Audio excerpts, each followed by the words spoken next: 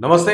రీసెంట్‌గా Revanth Reddy BJP party British కన్నా danger అని చెప్పి వ్యాఖ్యలు చేస్తా ఉన్న పరిస్థితి. ఇంకోవైపు ఈరోజు కేటీఆర్ ప్రెస్ మీట్ పెట్టి ఇటు హెచ్‌యు భూములకు సంబంధించి భారీ కుంభకోణం జరిగింది. అందులో బీజేపీ పార్టీకి సంబంధించిన ఒక ఎంపీ మధ్యవర్తిగా ఉండి వ్యవహరిస్తారు. ఇటు కాంగ్రెస్ పార్టీ అలాగే బీజేపీ 2 కలిసి అమ్ముకునే ప్రయత్నం చేస్తున్నారు. ఈ విధంగా చాలా వ్యాఖ్యలు చేసినప్పుడు. సో మాట్లాడుతున్న దీనిపైన అసలు ఎందుకు ఇట్లా వ్యాఖ్యలు చేయాల్సొచ్చింది? అసలు బీజేపీ పార్టీ ఏం చేస్తుంది రాష్ట్రంలో అని చెప్పేసి వీటన్నిటి గురించి మాట్లాడదాం. మనతో పాటు మాట్లాడడానికి బీజేపీ పార్టీ సీనియర్ నాయకులు గడ్డం సాయన్న గారు ఉన్నారు. మాట్లాడదాం. అన్న నమస్తే. ఆ! సో చెప్పండన్న ఏమైంది అసలు బీజేపీ పార్టీ అంటే ఇటు కాంగ్రెస్ పార్టీ కూడా బీజేపీని టార్గెట్ చేసి వ్యాఖ్యలు చేస్తుంది. ఇటు బీఆర్ఎస్ కూడా బీజేపీని టార్గెట్ చేసి వ్యాఖ్యలు చేస్తుంది. కానీ బీజేపీ పార్టీ ఎందుకు డిఫెండ్ చేయలేకపోతుంది? అంటే డిఫెండ్ చేయకపోవడం ఎందుకుంటది గానీ, హ్మ్. టార్గెట్ చేయడానికి ముఖ్య కారణం ఏందంటే, రాష్ట్రంలో భారతీయ జనతా పార్టీ బలపడుతుంది. దాన్ని ఏ విధంగా ఎదుర్కొనేలా ఎదుర్కోవడం తెలవక, హ్మ్. వాళ్ళు ఆరోపణలు చేసి ఎదుర్కోవడానికి ప్రయత్నం చేస్తా ఉన్నారు. హ్మ్. ఎందుకంటే, ఇక్కడ మనం గమనించాల్సిన పార్టీ ఏందంటే, గతంలో ఉన్నటువంటి బీఆర్ఎస్ పార్టీ చేసిన తప్పులే దానికన్నా అత్యధికంగా కాంగ్రెస్ పార్టీ చేస్తా ఉంది. హ్మ్. సో, అది ప్రజల్లో వాళ్ళు సర్వే చేపించుకున్నప్పుడు ఏం జరుగుతుందంటే, బీజేపీ క్రమక్రమంగా ఎదుగుతుంది. చూసుకుంటూ పోతుంటే నా 8 ఎమ్మెల్యేలు, తర్వాత 8 ఎంపీలు, తర్వాత 2 ఎమ్మెల్సీలు. హ్మ్. ఇప్పుడు వాళ్ళకి మళ్ళా ఎమ్మెల్సీ కూడా నిలబెట్టిర్రు హైదరాబాద్ అనేది వాళ్ళకి ఒక భయాందోళనకు గురైంది వాళ్ళు. హ్మ్. సో, కాబట్టి ఈరోజు ఈ భారతీయ జనతా పార్టీ ఒకవేళ ఇక్కడ ఎదిగిందనుకోండి, డబుల్ ఇంజిన్ సర్కార్ అయిపోతది. హ్మ్. 100% మనం ఏం జరుగుతది రేపు ఇక్కడ మళ్ళా టీఆర్ఎసే గాని, కాంగ్రెస్ గాని వచ్చే పరిస్థితి ఉండదు. ఎందుకంటే కొన్నేళ్ల తర్వాత మళ్ళా కాంగ్రెస్‌కి ఛాన్స్ ఇచ్చిర్రు. ఇచ్చినంక సేమ్ కాంగ్రెస్ పరిస్థితి మళ్ళా అబద్దాల పుట్టలాగా మళ్ళా సేమ్ అదే జరుగుతా ఉంది. హ్మ్. సో, దాంట్లో విధంగా వాళ్ళు చేసే ప్రయత్నమే తప్ప, భారతీయ జనతా పార్టీకి మంచి పొటెన్షియల్ వచ్చింది. పబ్లిక్‌లో మంచి పేరున్నది. హ్మ్. 100% భారతీయ జనతా పార్టీ నాయకత్వం కూడా బాగా బలపడతా ఉందనేది మనం చూస్తా ఉన్నాం. అంటే పబ్లిక్‌లో బీజేపీ పార్టీకి పేరుంది కానీ పబ్లిక్‌లో 8 మంది ఎమ్మెల్యేలు, 8 మంది ఎంపీలు ఎవరైతే గెలిచారో సో వాళ్ళు పబ్లిక్‌లో ఉండట్లేరు. బీజేపీ పార్టీకి ఈ రాష్ట్రానికి ఏం తీసుకొస్తుంది అని చెప్పేసి పదే పదే కాంగ్రెస్ పార్టీ చెప్తుంది. 8 మంది ఎమ్మెల్యేలు, 8 మంది ఎంపీలు ముఖ్యంగా ఎంపీలున్నారు. సో రాష్ట్రానికి నిధులు ఏం తీసుకొస్తలేరు. అంతుంటే మీరు నిధులు తీసుకురండి మీకు పాలాభిషేకం చేస్తామని చెప్పేసి రేవంత్ రెడ్డి కూడా వ్యాఖ్యలు చేస్తున్నారు. సో, మనం గతంలో బీఆర్ఎస్ ప్రభుత్వంలో చూసుకుంటే 9,50,000 కోట్లు మనం నిధులు తెచ్చాం. హ్మ్. అంటే గతంలో. ఈరోజు బీఆర్ఎస్ పార్టీ గొప్పగా చెప్పుకుంటుంటది. మేము హైవేలేసినాము, మేము అండర్ పాస్‌లేసినాము, మేము 4 లైన్‌లేసినాము, మేము ట్రిపుల్ ఆర్ కట్టినాము ఇవన్నీ చెప్తుంటది. దాంట్లో కేంద్రం యొక్క భాగస్వామ్యం ఉంది కాబట్టే ఆ డెవలప్‌మెంట్ జరిగింది. హ్మ్. శ్మశాన వాటిక తీసుకోండి, హ్మ్. ప్రధానమంత్రి సడక్ యోజన రోడ్లు తీసుకోండి, తర్వాత గ్రామజ్యోతి రోడ్లు గ్రామజ్యోతి లైట్స్ తీసుకోండి, హ్మ్. లేకపోతే రైతు వేదికలు తీసుకోండి. హ్మ్. ఇవన్నీ కూడా కేంద్రం యొక్క సహకారం జరిగింది కాబట్టి ఇవన్నీ చేయగలిగారు. హ్మ్. లేకపోతే ఒక టౌన్‌లో ఒక బ్యూటిఫికేషన్ తీసుకోండి, 4 లైన్ రోడ్స్ తీసుకోండి. ఇవన్నీ కూడా కేంద్రం సహకారం. హ్మ్. రేపు రామప్ప టెంపుల్ డెవలప్‌మెంట్ తీసుకోండి. హ్మ్. ఇట్లా అనేక టూరిజం డెవలప్‌మెంట్ తీసుకోండి. ఏది తీసుకున్నా కూడా కేంద్ర సహకారం జరిగింది కాబట్టే ఆ 9,50,000 కోట్లు మనం గతంలో ఇచ్చినాం కాబట్టే ఆ యొక్క డెవలప్‌మెంట్ వచ్చింది. హ్మ్. ఒకటి. రెండో విషయం ఏంటంటే ఇదే బీఆర్ఎస్ ప్రభుత్వానికి 2,50,000 డబుల్ బెడ్‌రూమ్‌లు కట్టమని ఇచ్చింది. హ్మ్. వాళ్ళు కనీసం గూడా 1,00,000 బెడ్‌రూమ్‌లు కట్టలేకపోయారు. అవును. అంటే ఇచ్చిన పథకాలు గూడా పూర్తిగా అమలు చేయలేకపోయారు. ఒకటి. రెండో విషయము ఇప్పుడు ఈ రాష్ట్ర ప్రభుత్వం వచ్చింది. ఇప్పటికి 1,50,000 కోట్లు ఇచ్చినాం. హ్మ్. హ్మ్. అంటే విషయం ఏం చెప్తానంటే డెవలప్‌మెంట్స్ అనేది మేము ఎక్కడ వైఫల్యం అవుతున్నామంటే తెచ్చింది తెచ్చుకున్నట్టు చెప్పుకోలేక వైఫల్యం అవుతున్నాం. అది దాంట్లో చెప్పట్లేదు. మేము ఒప్పుకోగలుగుతాం. హ్మ్. ఎందుకంటే అక్కడ లీడర్‌షిప్‌లో మైనస్ అయింది మాకు. హ్మ్. 100% ఇప్పుడు మా ఎంపీలు, ఎమ్మెల్యేలయితే ఎక్కడికక్కడ ఈడ మాట్లాడుతున్నారు. ఢిల్లీలో మాట్లాడుతున్నారు. ఇక్కడ మాట్లాడుతున్నారు. అసెంబ్లీలో మాట్లాడుతున్నారు. మా మహేశ్వర్ రెడ్డి గారి నాయకత్వంలో అసెంబ్లీలో ఆహ్, చాలా బ్రహ్మాండంగా కొనసాగుతా ఉంది. వారేసిన ఇచ్చినటువంటి సవాళ్ళకి ఆన్సరే లేదు ఇప్పటివరకు. అవును. సో, అనేక విషయాలున్నాయి. సో, డెవలప్‌మెంట్ విషయంలో చాలా మంచి జరుగుతా ఉంది. మనం ఈడ చూస్తా ఉన్నాం. మనకు త్రిబుల్ ఆర్ ఎంత హ్మ్. పెద్ద ప్రాజెక్ట్ ఇప్పుడది. అవును. అది మనకి దేశానికే ఒక ఎగ్జాంపుల్ ఒక పైలట్ ప్రాజెక్ట్ లాగా త్రిపుల్ ఆర్ మనకి ఇవ్వడం జరిగింది. అవును. కనీసం రోడ్లు అవేమంటారు ల్యాండ్ యాక్వైర్ చేయడానికి రాష్ట్ర ప్రభుత్వానికి సమయం సరిపోతుంది. ఏం హ్మ్. చేస్తుంది చెప్పండి? హ్మ్. అంటే ల్యాండ్ యాక్వైర్ చేసి కేంద్రానికి ఇస్తేనే కదా త్రిపుల్ ఆర్ ప్రారంభం స్టార్ట్ అవుతుంది. అయితది. సో, అట్లా మనకు రకరకాల ప్రాజెక్ట్స్ వస్తున్నాయి. వరంగల్‌కి ఎయిర్‌పోర్ట్ వచ్చింది ఈరోజు. హ్మ్. హ్మ్. అంటే దేశం యొక్క గతంలో గడ్కరీ గారు చెప్పిర్రు. హైదరాబాద్ మాత్రమే కాదు. రేపు హ్మ్. హైదరాబాద్ డెవలప్ అయిపోతే మిగతా చోట్ల కూడా డెవలప్‌మెంట్ ఉండాలి. ఈ రాష్ట్రాన్ని 4 ముక్కలుగా విభజించి అటు ఈస్ట్, వెస్ట్, నార్త్, సౌత్‌గా డెవలప్ చేయాలని హ్మ్. గతంలో ఉన్న కేటీఆర్ కూడా సలహా ఇవ్వడం జరిగింది. హ్మ్. సో, మనకు కూడా ఇప్పుడు అదే జరుగుతా ఉంది. సో, దాంట్లో భాగంగానే ఈరోజు హైదరాబాద్ ఉన్నటువంటి ఎయిర్‌పోర్ట్ అలా ఉంటుకుంటూ మళ్ళీ వరంగల్లో కూడా ఎయిర్పోర్ట్ వచ్చిందంటే అది డెవలప్మెంట్ లో క్రమమే అని చెప్పి నేను తెలియజేస్తా ఉన్నాను. సో ఇంకో వైపు ఇటు రేవంత్ రెడ్డి రీసెంట్ గా వ్యాఖ్యలు చేస్తూ, సో బీజేపీ పార్టీ బ్రిటిష్ల కన్నా చాలా డేంజర్ పార్టీ, సో దానికి అసలు తెలంగాణలో అడుగే పెట్టని అని చెప్పేసి తను చెప్తా ఉన్నారు. సో మీరేమంటారు? 60 సంవత్సరాలు పరిపాలించినటువంటి ఒక కాంగ్రెస్ పార్టీ ఉమ్, ఎప్పుడు అబద్ధాల పుట్టని, ఉమ్, ఎప్పుడు చెప్పిన ఏది చేయరు. మీరు గరీబ్ హటావా అన్నారు. ఇప్పుడు 60 సంవత్సరాలు మీరు నిజంగా అన్ని మంచి చేసి ఉంటే ఈ రోజు ఇంకా గరీబ్ ఎందుకు ఉంది? ఉమ్, ఉమ్, మేము వచ్చిన రోజులు అవుతుంది 11 సంవత్సరాలు అవుతుంది. మా 11 సంవత్సరాల పరిపాలనలో ఇప్పటికి 83,000 కోట్ల మంది ఇంకా బియ్యము తింటున్నారు అంటే అర్థం ఏంటి? ఉమ్, ఇంకా మనకు బియ్యం ఇవ్వాల్సిన పరిస్థితి ఉంది అంటే అర్థం ఏంటి? మీరు చేసినటువంటి అరాచకం, మీరు చేసినటువంటి కుంభకోణాలు, మీరు చేసినటువంటి ఐపీఎల్ స్కామ్లు, మీరు చేసినటువంటి 2G స్కామ్లు, మీరు చేసినటువంటి దాదాపు అసలు కాంగ్రెస్ పరిపాలన చేసిన స్కామ్స్ అని కొడితే పెద్ద చిట్టా వెళ్తుంది గూగుల్లో. ఉమ్, అంటే అలాంటి చరిత్ర మీది. మీరా మా గురించి చెప్పేది? మేము ఈరోజు భారతీయ జనతా పార్టీ వచ్చిన తర్వాత ఈరోజు శాంతి భద్రతలు కాపాడడానికి 370 ఆర్టికల్ ఇచ్చింది భారతీయ జనతా పార్టీ కదా. ఉమ్, ఈ రోజు ఎన్నో రోజుల నుంచి ఉన్నటువంటి సమస్య రామ మందిరం నిర్మాణం భారతీయ జనతా పార్టీ ఆధ్వర్యంలో నిర్మాణం చేయలేదా? అందుకు ఎలగొడతారా మమ్మల్ని? లేకపోతే దేశం యొక్క ఔన్నత్యాన్ని కాపాడుతూ ఆర్థిక వ్యవస్థని 11వ స్థానానికి నుంచి 5వ స్థానాన్ని తెచ్చినందుకు మనం నిలబడతారా? భారతీయ ఆయన మీరు కూడా ఎలగొట్టడానికి we are citizens of Indian, Indian citizens మేము. మీరు ఇండియన్ సిటిజన్స్ ని పెట్టుకొని ఎలగొట్టే పరిస్థితి మేము పాకిస్తాన్ మనం ఎలగొట్టడానికి? భారతీయ జనతా పార్టీకి ఎలగొట్టే పరిస్థితి మీకు లేదు. నేను చెప్తా ఉన్నాను రేవంత్ రెడ్డి గారిని, నువ్వు ఢిల్లీకి పోయి మేము చేస్తూ తెలంగాణలో చేస్తున్నటువంటి పథకాలు మేము వచ్చి ఢిల్లీలో చేస్తాం, మేము అమలు చేస్తాం అనడానికి ఏమైంది? 0 ఒక్కటి గెలవలే. రెండోది తీసుకుంటే మీరు విషయం మహారాష్ట్రకు పోయి నువ్వు ఏదైతే ఎమ్మెల్యే కోసం ప్రచారం చేసినావు ఆడ ఓడిపాయ, అది వాయ్ నీ లెగ్ అలాంటిది, నువ్వు మమ్మల్ని నిలబడతావా? మూడో విషయం ఏంటిది? కరీంనగర్కి వెళ్ళేసి పెద్ద భారీ బహిరంగ సభలు పెట్టి ఎంఎస్ఎల్ కొట్టేస్తున్నాం అని చెప్పినావు. ఏమైంది? 3 నిలబెట్టినావు, 2 ఓడిపాయ. అందుకే కదా భారతీయ జనతా పార్టీ నిలబడతా అంటున్నాం. విషయం అర్థం చేసుకోవాల్సింది ఇప్పటికైనా మన యొక్క పద్ధతిని, మన యొక్క సిస్టమ్ని మార్చుకోవాలి. మీరు అడ్మినిస్ట్రేషన్ ఫెయిల్ అయిపోయారు, మీరు దాదాపు అకాడమిక్స్లో ఫెయిల్ అవుతున్నారు. దయచేసి మీ సిస్టమ్ని చేంజ్ చేసుకొని గత రాష్ట్ర ప్రభుత్వం చేసినటువంటి తప్పులు, గత బీఆర్ఎస్ చేసినటువంటి తప్పులు మళ్ళీ మీరు అంతకన్నా ఎక్కువ చేసే పరిస్థితి చేస్తూ ఉన్నారు. దయచేసి అవి మానుకుంటే మంచిది. ఇప్పటికైనా సక్రమంగా ఆలోచించి మీ యొక్క రాహుల్ గాంధీ గారు ఏమంటారు అపాయింట్మెంట్ ఇస్తలేడు, దాదాపు 40 సార్లు ఢిల్లీ పోతే అపాయింట్మెంట్ ఇస్తలేడని. అక్కడ రాహుల్ గాంధీ దొరికిండిగా నాకు, ఇక్కడ మోడీని తిడితే నన్ను కనీసం అపాయింట్మెంట్ ఇస్తాడు, ఈ బీజేపీ తిడితే నన్ను అపాయింట్మెంట్ ఇస్తాడని చెప్పేసి మైక్ దొరికిందిగా అని చెప్పేసి బ్రిటిష్ వాళ్ళతో పోల్చి బ్రిటిష్ వాళ్ళలాగా మిమ్మల్ని కూడా తరిమి కొట్టాలి అంటే మాటలు కొంచెం అదుపులో పెట్టుకొని మాట్లాడితే మంచిది. మీరు ఒక ముఖ్యమంత్రి స్థాయిలో ఉన్నారు. ముఖ్యమంత్రి స్థాయిలో ఉన్నప్పుడు ప్రజలందరూ కూడా గమనిస్తారు. మీరంటే మాకు ఒక రాజు, మా యొక్క రాష్ట్రానికి రాజు. మీరు వివరించే శైలి చాలా బాగుండాలి. ఇష్టం వచ్చినట్టు పదజాలతో మాట్లాడి మీ మెప్పు పొందడానికి ప్రయత్నం చేస్తే మాత్రం మంచిది కాదు. ఇది మంచిది కాదని కూడా ఒక కార్యకర్తగా, ఒక నాయకుడిగా చెప్తున్నాను. ఎందుకంటే రేపు దీని యొక్క పరిణామాలు వేరేలా చూస్తారు 100%. నేను ఒకటే అడగదలుచుకున్నా, మీ యొక్క రాహుల్ గాంధీ గారు మీరు మాట్లాడుతున్నప్పుడు కనీసం మీ స్పీచ్ ఇనే పరిస్థితిలో కూడా లేదు. ఎందుకంటే పక్కన వేరే వాళ్ళతో మాట్లాడుకుంటూ అంటే నిన్ను వాళ్ళు దించుతున్నారు అనేది తెలిసి మీరు కాపాడుకోవడానికి ఏదో బీజేపీ మీద బురద చల్లితే ఒక్కసారి బడేబాయి మా మోడీ అన్నందుకు నేను పక్కన పెడుతున్నారు అనేది అర్థమైంది వాళ్ళకి. మీకు కూడా అది అర్థమైంది.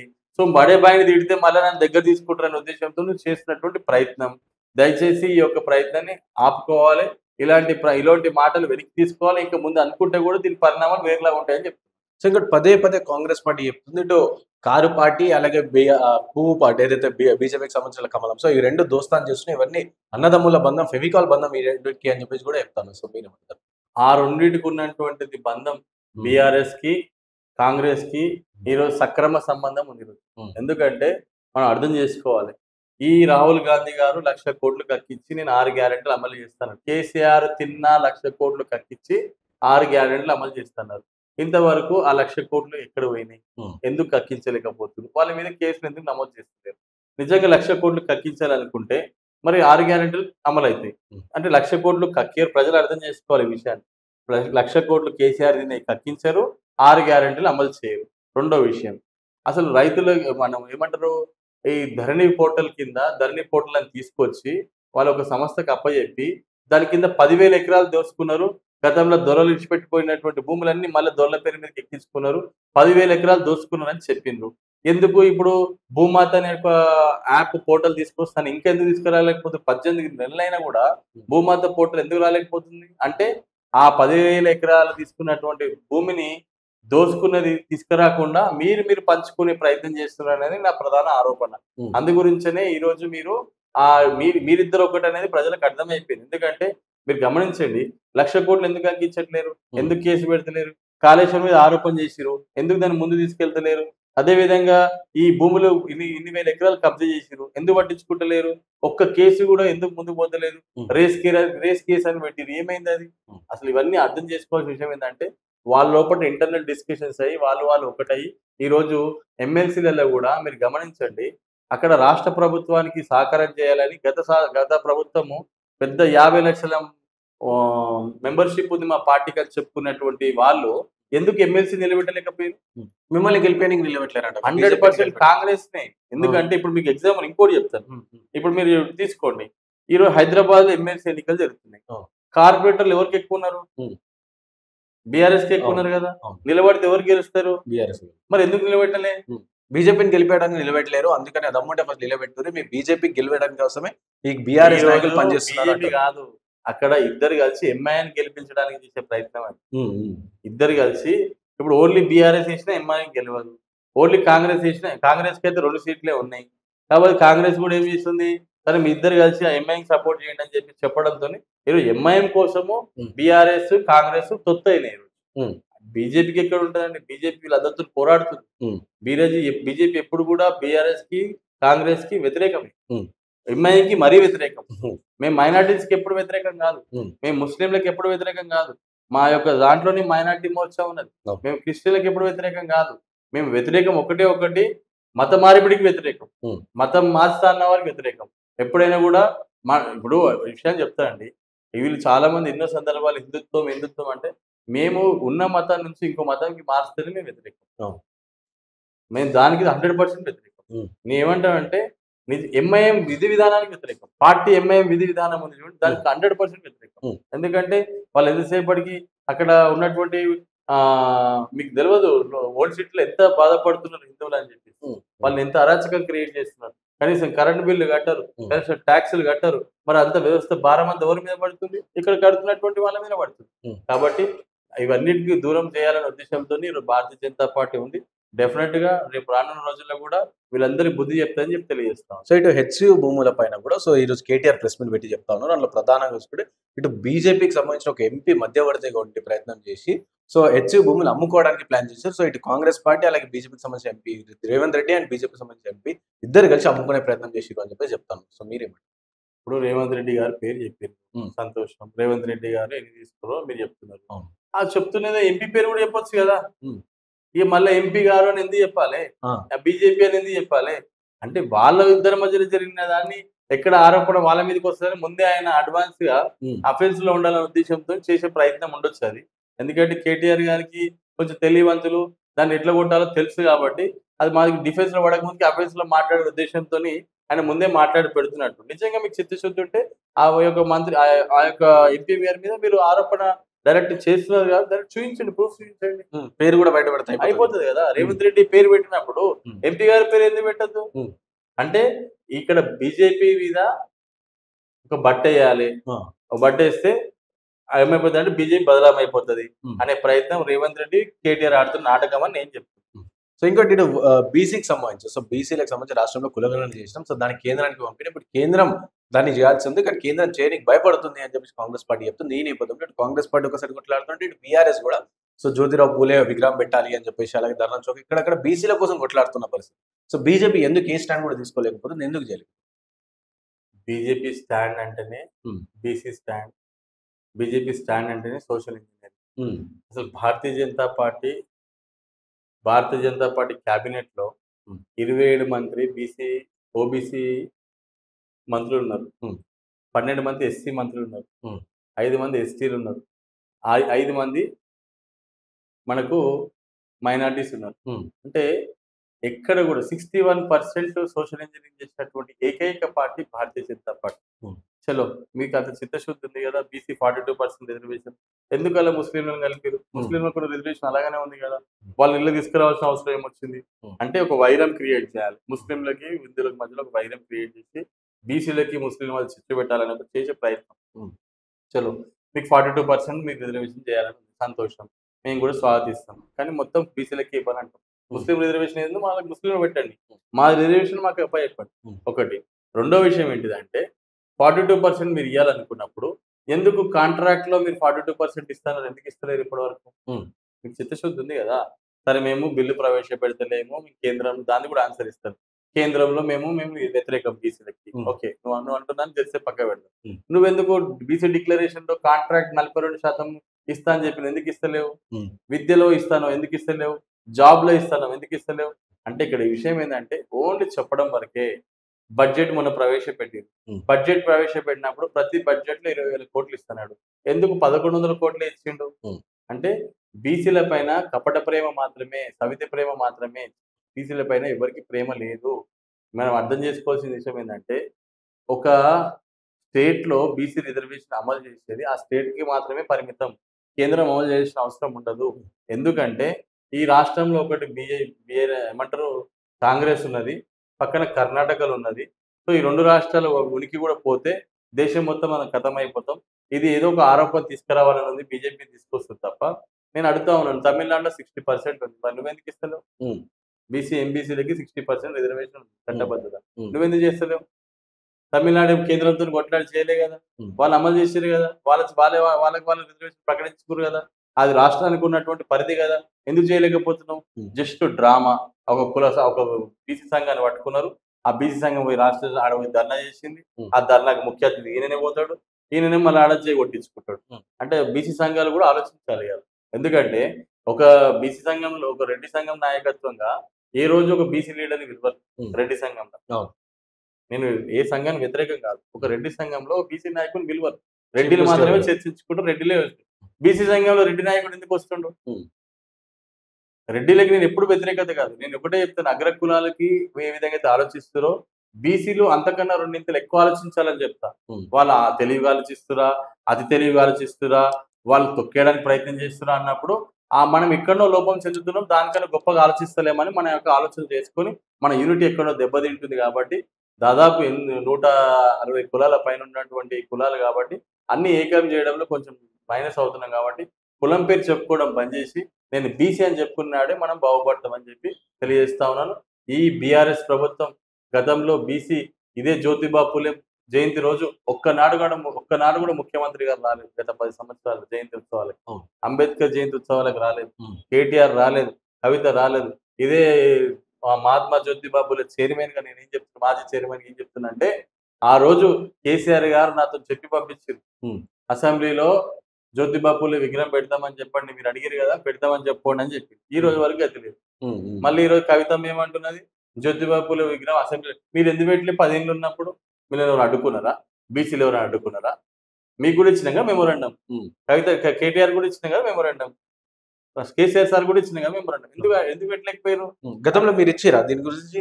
కేసీఆర్ గారు స్వయంగా నాతోన్నారండి.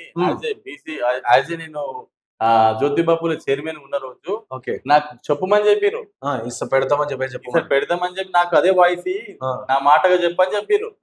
కేసీఆర్ గారు హామీ ఇచ్చారు పెడుతున్నామని చెప్పి. ఈ యొక్క అంబేద్కర్ విగ్రహము, అంబేద్కర్ సెక్రటరీ కూడా పేరు ఎందుకు వచ్చిందంటే ఉనికి చాటుకో వాళ్ళు ఏమైనా వాళ్ళ ఉనికి కోల్పోతున్నాం అనే ఉద్దేశంతో వాటి పెట్టిన పేర్లు తప్ప ప్రేమతో చేసిన పేర్లు కాదు. ఎందుకంటే ఈ భారతదేశంలో ప్రధానమైనటువంటి వ్యక్తి నిందితుడు ఎవరంటే, ఈ రాజ్యాంగాన్ని మార్చిన నిందితుడు ఎవరంటే కేసీఆర్. ఎందుకంటే మీ అందరు సాక్షిగా ప్రెస్ మీట్ పెట్టి రాజ్యాంగాన్ని మార్చితే ఏమవుతుంది, అంబేద్కర్ ఆనాడే చెప్పిండు 10 ఏళ్ల తర్వాత చింపేసుకోవచ్చు అని చెప్పేసి అని మాట్లాడినటువంటి వ్యాఖ్యలు చేసినటువంటి వ్యక్తి కేసీఆర్. అలాంటి వ్యక్తి ఈ రోజు మనం అంబేద్కర్ గురించి బుక్కులు పట్టుకొని అంబేద్కర్ గురించి మాట్లాడడం, వాళ్ళ పార్టీలో ఉన్నటువంటి జ్యోతిబాబుల గురించి మాట్లాడడం, సావిత్రిబాయి పూలే గురించి మాట్లాడడం. వాళ్ళు ఎన్నడూ కూడా 10 ఏళ్ళలో ఒక్కరోజు మీటింగ్ లో సావిత్రిబాయి పూలే మీటింగ్ రాని కవితమ్మ గారు ఈ రోజు ధర్నా చౌక్ లో కూర్చొని జ్యోతిబాబు పూలే విగ్రహం పెట్టాలంటే మేము నమ్ముతాం అనుకుంటారా? వద్దు. ఇంకా మీ దొరపాలన చాలా అంతిమం అయిపోయింది, పంపించేసినాం ఇంటికి. ఇక ఆల్రెడీ ఇంకోసారి అవకాశం కాంగ్రెస్ కి ఇచ్చినాం, జరగదు. రానున్న రోజుల్లో బీసీలు బాగా బలంగా పెరుగుతా ఉన్నారు. వాయిస్ కూడా పెరుగుతా ఉన్నది. 100 ఏకమైతా ఉన్నారు. కాబోయే ముఖ్యమంత్రి బీసీ ముఖ్యమంత్రి అడుక్కోవడం బంద్ చేసినాం మేము. మీ టికెట్లు మాకు ఇవ్వాల్సిన అవసరం లేదు. మీ యొక్క పథకాలు మాకు ఇవ్వాల్సిన అవసరం లేదు. మీకు ఇచ్చే బడ్జెట్లు మాకు అవసరం లేదు. మేమే సంతకం పెట్టి తీసుకుంటాం. ఆ స్థాయికి రావాలనేది బీసీల యొక్క రాజ్యాధికారం మాకు రావాలి. మీరిచ్చేది అడకదినేది ముష్టి మీకు అడుకోవాలా మేము? మీకు మోచేలు ఎక్కడ నీళ్ళు తాగాలా? అవసరమే లేదు. రేపు 100% బీసీ ముఖ్యమంత్రి అవుతాడు. ఈ భారతీయ జనతా పార్టీ నాయకత్వంలో బీసీ లీడర్ ప్రెసిడెంట్ అవుతాడు. బీసీ ముఖ్యమంత్రి అవుతాడు. బీసీలకు మంచి జరుగుతుంది. భారతీయ జనతా పార్టీలో 50% బీసీలకు ఇచ్చేటువంటి ఘనత, టికెట్లు ఇచ్చేందుకు ఘనత భారతీయ జనతా పార్టీకి దక్కింది. డెఫినెట్ గా నరేంద్ర మోడీ గారి నాయకత్వంలో, అమిత్ షా గారి నాయకత్వంలో, జేపీ నడ్డా గారి నాయకత్వంలో రేపు ఇక్కడ కాబోయే అధ్యక్షుడు బీసీఏ, కాబోయే ముఖ్యమంత్రి కూడా బీసీఏ, కాబోయే జెండా ఎగిరేసేది కూడా భారతీయ జనతా పార్టీ అని చెప్పి తెలియజేస్తాం. సో మీరు ఇంత బలంగా చెప్తున్నారు బీజేపీ పార్టీకి సంబంధించి అధికారంలోకి వస్తుంది, బీసీ ప్రెసిడెంట్ అవుతారు, బీసీ సీఎం అవుతారు అని చెప్పేసి. కానీ బీజేపీ పార్టీలో ఇప్పుడు ఎంపీ ఎలక్షన్స్ అయినప్పుడు ఇప్పటి వరకు ఎందుకు బీసీకి సంబంధించి ఒక ప్రెసిడెంట్ పేరు బీజేపీ పార్టీకి సంబంధించిన అధ్యక్షుని పేరు బయట పెట్టాను, ఎందుకు ఇంత లేట్ అవుతుంది, ఎందుకు ఇంత డిలే అవుతుంది? ఇప్పుడు చూడండి, మీ ఛానల్కి ఉన్నటువంటి స్ట్రాటజీస్ మీకుంటాయి. ఇప్పుడు మీరు ఈరోజు నా దగ్గరికి వచ్చింది, అది మీరు రోజు ఎప్పుడో అనుకుని వచ్చి ఉంటారు. బయట 10 మంది చెప్పుకొని వస్తారా? అంటే అంతిమంగా ఇంటర్నల్ గా ఉండేటువంటి డిస్కషన్స్ ఇంటర్నల్ గా ఉంటాయి. ప్రతి డిస్కషన్ బయట పెట్టలేరు. ఇప్పుడు పార్టీకి ఒక స్టాండ్ ఉంటది. మాది పెద్ద పార్టీ అండి. ఇప్పుడు ఆ భారతీయ జనతా పార్టీ గతంలో 20 లక్షల మెంబర్షిప్ ఉన్నది. ఈ రోజు 50 లక్షల మెంబర్షిప్ వచ్చింది. అంటే అర్థం చేసుకోవాలి. అంటే ఓట్ బ్యాంక్ లో almost 30-40% vote bank members followers అయ్యారు భారతీయ జనతా పార్టీకి. ఒకటి. రెండో విషయం ఏంటిదంటే మెంబర్స్ నాట్ ఫాలోవర్స్, మెంబర్స్ అయ్యారు. ఫాలోవర్స్ అంటే వేరు. రెండో విషయం ఏంటిదంటే ఇక్కడ భారతీయ జనతా పార్టీ ఎదుగుతున్న దాంట్లో మనం అర్థం చేసుకోవాల్సిన ఏంటంటే ఎంపీలే కానీ ఎమ్మెల్యేలే కానీ వాళ్ళు చేసినటువంటి ప్రోగ్రామ్స్ అన్ని కూడా మనం గమనిస్తుండాలి. ముఖ్యంగా ఈ ఫాలోవర్స్ ఇంత పెద్ద ఎత్తున పెరగడానికి ముఖ్య కారణం ఏంటిది? డెవలప్మెంట్. సో ఆ డెవలప్మెంట్ విధంగా ఈ విధంగా కొనసాగుతా ఉంది. సో మనం అర్థం చేసుకోవాల్సిన విషయం ఏంటంటే భారతీయ జనతా పార్టీ డెఫినెట్ గా ఇంటర్నల్ విషయంలో ఇప్పుడు కూడా బయటికి రావు. ఎందుకంటే మనం అర్థం చేసుకోవాల్సిన విషయం ఏంటంటే మండల స్థాయి నాయకుడే కానీ, మండల స్థాయి ప్రెసిడెంట్లే కానీ, జిల్లా స్థాయి ప్రెసిడెంట్లే కానీ, డివిజన్ స్థాయి ప్రెసిడెంట్లే కానీ అన్నీ కూడా ఇప్పటి వరకు అయిపోయినాయి. తర్వాత రాష్ట్ర అధ్యక్షుని ఎన్నుకుంటారు. అన్ని రాష్ట్ర అధ్యక్షులు ఎన్నుకున్న తర్వాత జాతీయ నాయకుడు ఎన్నుకుంటారు. దానికి ఒక సిస్టమ్ ఉంటుంది. ఇప్పుడు ఆ సిస్టమ్ నడుస్తుంది. 1 year ఎక్స్టెన్షన్ ఇచ్చారు నడ్డా గారికి. వారి 1 year టైం కూడా అయిపోయింది, ఎలక్షన్ వచ్చింది కాబట్టి. ఇప్పుడు ఏం చేస్తున్నారు? మండల స్థాయి అయిపోయినాయి, జిల్లా స్థాయి అయిపోయినాయి, రాష్ట్ర స్థాయి అయిపోయినాయి, జాతీయ అధ్యక్షుడు ప్రకటిస్తారు. ఆ రాష్ట్ర స్థాయిలో నాయకులు ప్రకటించేటప్పుడు తెలంగాణ ఒక లిస్ట్, అది తెలంగాణలో ఒక లిస్ట్, తెలంగాణ ఒక రాష్ట్రం. ఈ ప్రకటించే అన్ని 29 రాష్ట్రాలు అదొక భాగం అంతే తప్ప ఏదో తెలంగాణలో రాష్ట్ర నాయకుడు ప్రకటించట్లేదు. ఇప్పుడు తమిళనాడులో తొలగించింది, తమిళనాడు కూడా ప్రకటించారు కదా, కేరళ కూడా ప్రకటించారు కదా, ఇక్కడ కర్ణాటక కూడా ప్రకటించారు కదా, ఆంధ్రప్రదేశ్ కూడా ప్రకటించాలి. ఇవన్నీ ఉంటాయి అనమాట. సో ప్రకటించే టైంలో అందరికి ఒకటేసారి ప్రకటిస్తారు. 100% రేపు కాబోయేటువంటి అధ్యక్షుడు బీసీ అని చెప్పి తెలియజేస్తున్నాం. సో ఇంకో వైపు ఇటు బీజేపీ పార్టీలోనే సో వాళ్ళ ఎమ్మెల్యే ఎస్పెషల్లీ చూసుకున్న రాజసింగ్ గారు సో చాలా సందర్భంలో పార్టీకి సంబంధించిన నిరాశగా ఉన్నట్టు బీజేపీ పార్టీలో ఉన్న సీనియర్స్ ఎవరైతే వాళ్ళంతా ఓల్డ్ వాళ్ళందరూ కూడా తీసేయాలని చెప్పి ఈ విధంగా కొన్ని వ్యాఖ్యలు చేస్తారు. ఎందుకు ఇట్లా చేయాల్సి వస్తుంది బీజేపీ పార్టీ? అంటే రాజసింగ్ గారు చేసినటువంటి వ్యాఖ్యలు ఇలాంటివి అంటే వారు కొత్త వాళ్ళని ఎంకరేజ్ చేయాలి, యువకులను ఎంకరేజ్ చేయాలి, పాత వాళ్ళకి కొంచెం మంచి స్థానంలో కల్పించి ఇంకొంచెం కొత్త వాళ్ళని తీసుకొస్తే నాయకత్వం బలపడుతుందనే ఉద్దేశం వారిది. అది చెప్పడం తప్పులేదని నేను అనుకుంటున్నాను. సో ఇంకోటి మీరు ఉప్పల్ సంబంధించిన నాయకులు కాబట్టి సో ఈటల రాజేందర్ గారికి చాలా దగ్గరగా ఉన్నవి. సో అయితే రీసెంట్ గా గిరీష్ దామగోని అని చెప్పేసి మీరు చూసి సో అతని పైన దాడి కావచ్చు, పార్టీలో జరిగింది అది అని చెప్పి చెప్తాను. సో అయితే అతను ఒక నాయకుడికి వ్యతిరేకంగా మాట్లాడారు కాబట్టి అతని పైన దాడి జరిగింది. కానీ ఈటల ఆయన ఎన్నుకున్నాడు అని చెప్పేసి కొన్ని వ్యాఖ్యలు వస్తున్నాయి. ఎందుకంటే మీరు చాలా దగ్గరగా ఈటలకు ఉంటారు కాబట్టి సో మీకు ఈ క్వశ్చన్ అడుగుతున్నాం. సో అంటే నిజమైన అది వాస్తవమే అంటే గిరీష్ దామగోని వెనకాల ఈటల రాజేందర్ ఉన్నారు అని చెప్పేసి కూడా వార్తలు వచ్చినాయి. సో అది ఎంతవరకు వాస్తవం ఉంటుంది?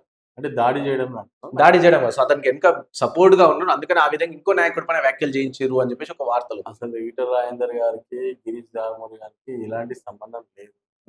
ఎందుకంటే మీరు ఇప్పుడు చూసినా కూడా వాళ్ళిద్దరి మధ్యలో ఏ రోజు ఆలోచన లేవు, మాటలు లేవు, ఏమీ లేవు. ఎందుకంటే తప్పుడు ప్రచారం అంతే తప్ప ఇప్పుడు సరే అది ఎవరు కొట్టించారు, ఎవరు చేసిరు అనేది ఒక దర్యాప్తులో తేలుతుంది. కానీ నాకైతే నిజంగా బాధాకరం ఏమనిపించింది అంటే ఒక కార్యకర్తగా, ఒక ఆర్ఎస్ఎస్ వ్యక్తిగా గిరీష్ దామోని ఆ విధంగా కొట్టడం అయితే కరెక్ట్ కాదని.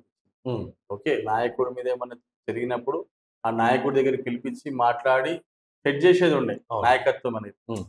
ఇంటికెళ్ళి కొట్టేంత అవసరం లేదు. హ్మ్. కాకపోతే ఇంటికెళ్ళి ఆ రాత్రి వాళ్ళ ఫ్యామిలీని డిస్టర్బ్ చేయడము, హ్మ్. అందరిని డిస్టర్బ్ చేయడం నాకు గూడా బాధాకరంగా అనిపించింది. ఒక బీసీ బిడ్డ గూడా బాధపడ్డాడు. ఎందుకంటే ఆయన పొద్దున్న లేస్తే బీజేపీ. కాషాయం జెండా యేసుకొని బీజేపీ కోసమే కొట్లాడేటువంటి వ్యక్తి మీద దాడి చేయడం అనేది నాకైతే నచ్చలేదు. హ్మ్. రెండో విషయం ఏంటిదంటే, నిజంగా తప్పు చేసిండనుకోండి, పార్టీ ఆఫీస్‌కో, లేకపోతే ఒక పెద్ద నాయకుడి దగ్గరికో, లేకపోతే ఆయన ఒక ఆహ్, ఆహ్, ఆర్ఎస్ఎస్‌లో కూడా వర్క్ చేస్తాడు కాబట్టి అక్కడ ఉన్నటువంటి పెద్ద నాయకుడి దగ్గరికో పిలిపించి నువ్వు తప్పు చేస్తున్నావు, ఇలాంటి వ్యాఖ్యలు మంచిది కాదని ఖండించేదుండే, హ్మ్. హ్మ్. బెదిరించేదుండే, హ్మ్. కోప్పడేదుండే.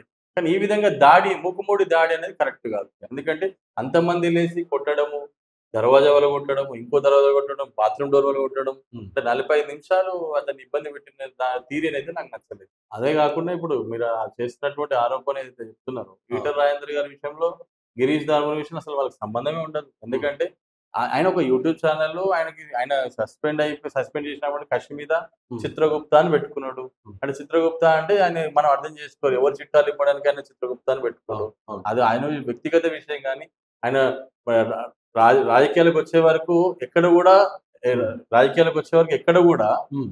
ఎక్కడ గూడా ఈటల రాజేందర్ గారికి సంబంధం లేదు. ఎందుకంటే ఆయన వచ్చే సమయానికి ఈయన పార్టీ నుంచి బయటికెళ్ళిపోయిండు అప్పటికి. అవును. హ్మ్. ఎలాంటి సంబంధం లేదు అసలు. జస్ట్ ఇది ఆరోపణ, బ్లఫ్ చేయడానికి. హ్మ్. ఎందుకంటే ఈటల రాజేందర్ గారు రేపు అధ్యక్ష పదవిలో ఉన్నారు. ఆ! హ్మ్. ఆయన రేస్‌లో ఉన్నాడు. ఆయనకొచ్చే అవకాశం ఉందని ఆరోపణ చేసి ఏదో కొట్టడానికి ప్రయత్నం చేస్తుర్రు. కులానికి మధ్య చిచ్చు పెట్టే ప్రయత్నం చేస్తుర్రు తప్ప, హ్మ్. ఇది అలాంటిది కాదు. ఎందుకంటే ఒక బీసీ మంచి లీడర్ అనే ఒక పేరుని ఖరాబ్ చేయడానికి ప్రయత్నం చేస్తారు తప్ప, హ్మ్. ఇదైతే పూర్తిగా నేను ఖండిస్తున్నా. తప్పదు. థాంక్ యూ అన్న. Thank you so much for your time.